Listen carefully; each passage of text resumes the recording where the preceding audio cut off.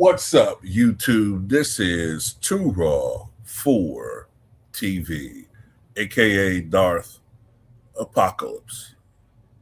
All right, so let's get to this. Stephen A. Smith. So Stephen A. Smith, for many years, has been known for his sports takes, and up until a couple of years ago, he was predominantly known as a sports journalist slash analyst slash personality. Embedded within that, uh, in those sports commentaries, you would hear him opine on issues that were sports related, but would also enter into the world of politics or social commentary, like Colin Kaepernick, like you know other sports figures' opinions, or prominent sports figures' opinions on the election, or political figures, or George Floyd, or whatever, right? But ever since he signed that new contract with ESPN, he has been allowed via contract to give his opinion increasingly on political and social issues. And since then, he has branched out of just ESPN and has his own podcast. He has a Sirius XM radio show, I think it's called. Um, he makes appearances on different other people's podcasts, makes appearances on other people's programs, Real Time with Bill Maher, CNN, especially Fox News. And even though he professes to be a moderate and independent, it's clear that he grifts to the right. It's clear when you really watch him and you're being objective, you can see the tremendous evidence that he is grifting to the right. Now, some people might say, "Oh, you just don't like his opinion." That's not it, because there are people who are independent who lean to the right, and they have opinions that I might not have on certain or agree with or on certain issues. But they also have some opinions that may be unpopular that lean to the left. And if they were grifting, they wouldn't be having these opinions. They would pander to everything they think their audience want to hear for the maximum payoff, because it's all for money, right? And most black journalists, most black people, but especially black journalists, they picked up on this. They picked up that Stephen A. Smith is not very genuine. And in particular, Stephen A. Smith's favorite target of late have been black women. So much so that Stephen A. Smith recently received the Thumbs Down Award, the 2026 Thumbs Down Award from the National Association of Black Journalists for what they call a recurring pattern of disparaging commentary about prominent black women, prompting apparently a strong public response from Stephen A. Smith, which we all knew was coming. And here's Stephen A. Smith on Fox News. I think he's on what's the guy's show name? Sean Hannity's show, giving his rebuttal or his response to this dubious award from his peers. Nevertheless, a few board members decided to make this decision, and as far as I'm concerned, they will regret it, because I'm not going away. If anything, they've made me more intense. They've made me more adamant about my positions and the manner in which I'm going to go about doing what I do. I don't back up, and nobody's going to intimidate me from being who I am. And that is a fair-minded individual that calls balls and strikes, and it's going to be fair to both sides of the aisle, no matter what the hell they say. I'm not backing up 1 inch. As far as I'm concerned, that part I know. All they've done is stirred me up. That's all they've done. That's all they've done. Because It's interesting to me. Look, I know some people in my comment section gonna say, "Well, are you saying that what he says about certain people has no merit?" That's not really the issue here. I don't like Jasmine Crockett myself. I think she's a phony. Okay, uh, some of the criticisms he's levied at other prominent black actresses or uh, black journalists or black political figures, I don't always disagree with everything that he says about them. But this is the thing I don't like about Stephen A. Smith.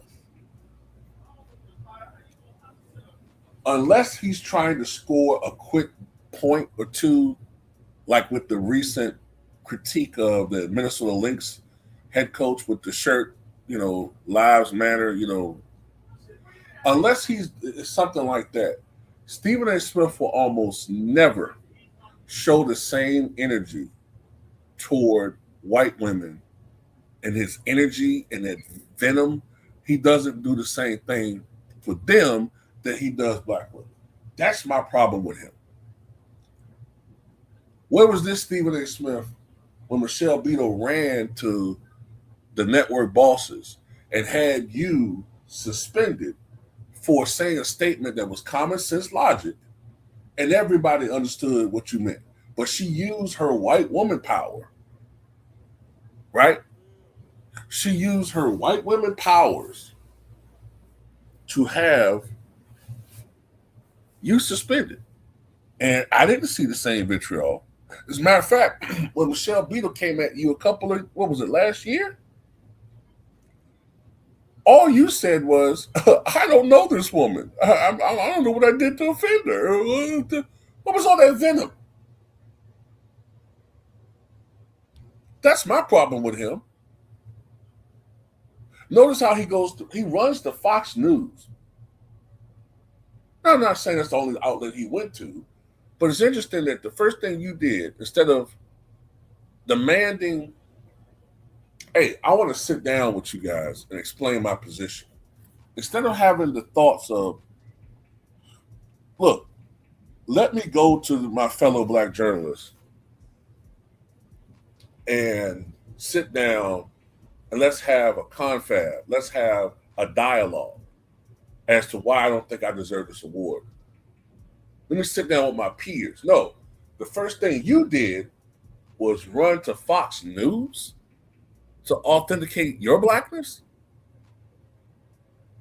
No, that's not what you were doing. You ran to Fox News to, how can I say this? You ran to Fox News to show massa these ninjas ain't gonna force me away from you. I'm gonna be even more vigilant in my shuckery and jabbery. I'm gonna further, vilify black and black women, and they're not gonna push me or bully me or use their nigger muscle to force me into the on the Democratic plantation, boss. I was wise. They're not gonna do that to me. So all you really did was appease your crowd, appease your base. You went on Fox News and you demonized the black opposition or black people for your white audience and your white supporters. That's basically what you did. That's what you did. This has nothing to do with Fox News. This is about black culture. This is about black journalists. Why would you run to Fox News?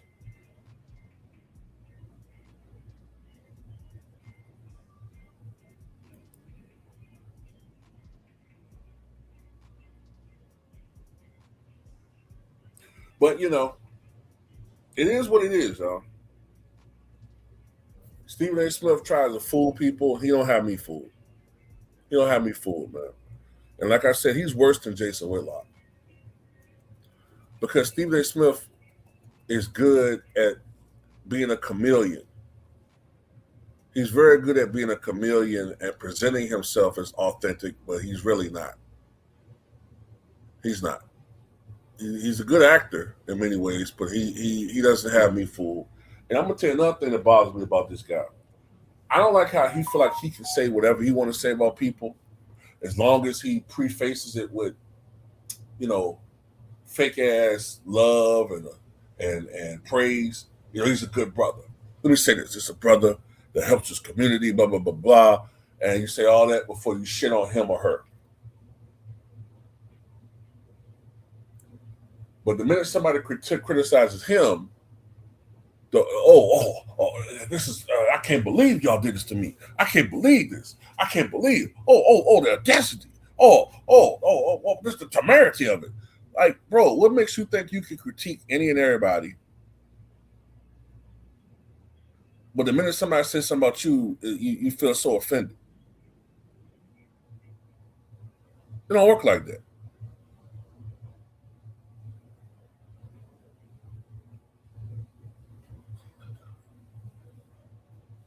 I'm just amazed at the fact that he's running to these outlets. That's how you know it's not about it's all about him.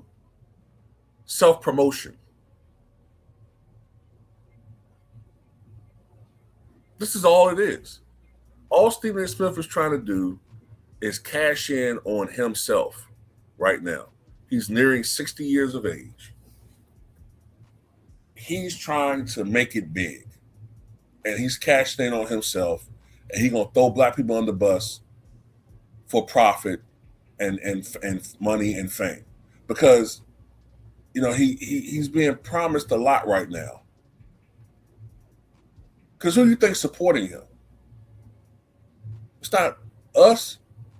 It's not the black journalists.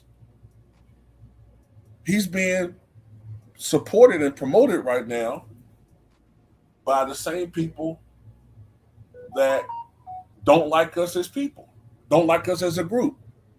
Right now, there is a strong anti-black grift game going on social media. And more these ninjas are exposing themselves. They're exposing themselves.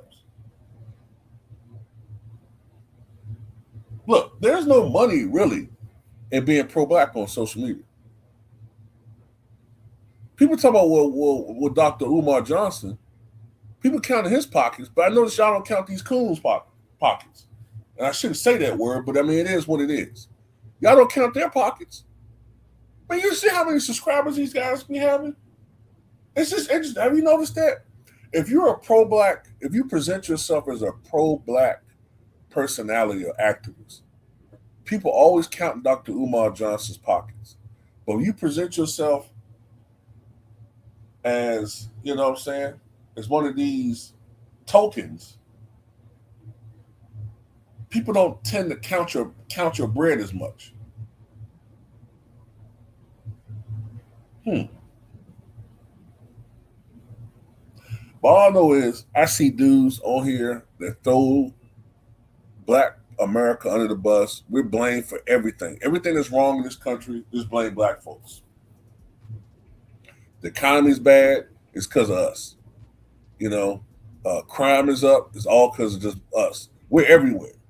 Not only are we committing black on black crime in the inner cities, somehow we're committing crimes against white folks in their communities and Latinos in their communities.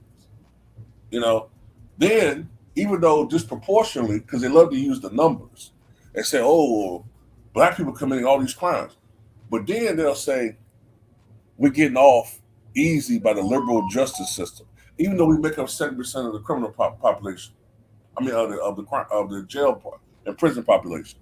So even though we make up a huge portion of the prison population, 60 to 70%, even though we're just 13 to 15% of the population, they'll spin this lie that